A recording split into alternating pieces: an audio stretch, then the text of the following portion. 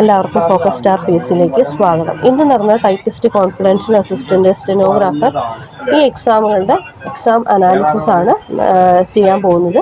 അപ്പോൾ എക്സാം എന്ന് പറയുമ്പോൾ ഒരു സ്റ്റാൻഡേർഡ് ക്വസ്റ്റ്യൻ പേപ്പർ തന്നെയാണ് വന്നിട്ടുള്ളത്. എന്നാലും അത്യാവശ്യം നന്നായിട്ട് പഠിച്ചിട്ടുള്ള ഒരാൾക്ക് ഒരു 60-70 മാർക്ക് വാങ്ങാൻ വലിയൊരു ബുദ്ധിമുട്ടില്ലാത്തൊരു ക്വസ്റ്റ്യൻ പേപ്പർ ആയിരുന്നു.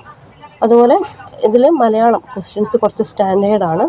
അതുപോലെ GKയും കുറച്ച് അത്യാവശ്യം നല്ല സ്റ്റാൻഡേർഡുള്ള ക്വസ്റ്റ്യൻ പേപ്പർ തന്നെയാണ്.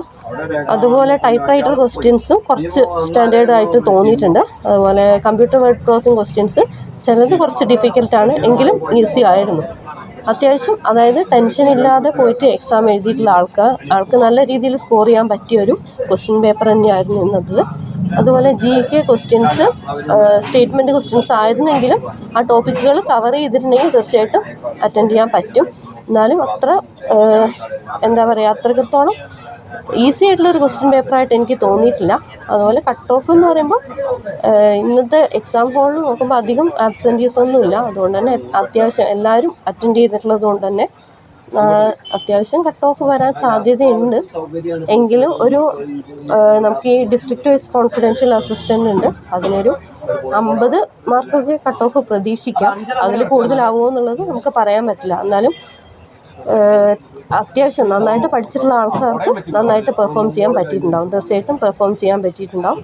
അതുപോലെ പ്രീവിയസ് ക്വസ്റ്റ്യൻസ് വർക്കൗട്ട് ചെയ്തിട്ടുണ്ടെങ്കിൽ അതിനുള്ള ഗുണം തീർച്ചയായിട്ടും ആ ക്വസ്റ്റ്യൻ പേപ്പറിൽ കാണാൻ പറ്റും. എന്താണെന്ന് വെച്ചാൽ ഇതിൽ കമ്പ്യൂട്ടർ വേർഡ് പ്രോസസ്സിംഗ് ക്വസ്റ്റ്യൻസ് വളരെ ഈസി ആയിട്ടുള്ള ക്വസ്റ്റ്യൻസ് ഉണ്ടായിരുന്നു. പക്ഷേ ടൈപ്പ് റൈറ്റിംഗ് ക്വസ്റ്റ്യൻസ് ആണ് കുറച്ച് സ്റ്റേറ്റ്മെൻറ്റ് ക്വസ്റ്റ്യൻസ് ആയിട്ട് വന്നിട്ടുള്ളത്. ബാക്കിയുള്ളതൊക്കെ റിപ്പീറ്റഡ് ക്വസ്റ്റ്യൻ തന്നെയാണ് കമ്പ്യൂട്ടർ വേർഡ് പ്രോസസ്സിംഗ് ക്വസ്റ്റ്യൻസ് വന്നിട്ടുള്ളത്. അതിൽ അല്ലാത്തത്, അതായത് സാധാരണ ചോദിക്കാറില്ലാത്ത ക്വസ്റ്റ്യൻസും റയർ ആയിട്ടുള്ള ക്വസ്റ്റ്യൻസും വന്നിട്ടുണ്ട്. എങ്കിലും അത്യാവശ്യം ടെൻഷൻ ഇല്ലാതെ എക്സാം എഴുതിയ ഒരാൾക്ക് 60-65 മാർക്ക് തീർച്ചയായിട്ടും സ്കോർ ചെയ്യാൻ പറ്റും. ആ ഒരു രീതിയിലുള്ള ക്വസ്റ്റ്യൻ പേപ്പർ തന്നെയാണ് ഇന്നത്തെ എക്സാം എന്ന് പറയുന്നത്. അപ്പോൾ നിങ്ങളുടെ അനാലിസിസ്, അതായത് നിങ്ങൾക്ക് എക്സാം എഴുതിയിട്ട് എന്ത് തോന്നി എന്നുള്ളത് തീർച്ചയായിട്ടും കമൻറ്റ് ചെയ്യാം. Okay, thanks for watching. Have A nice day.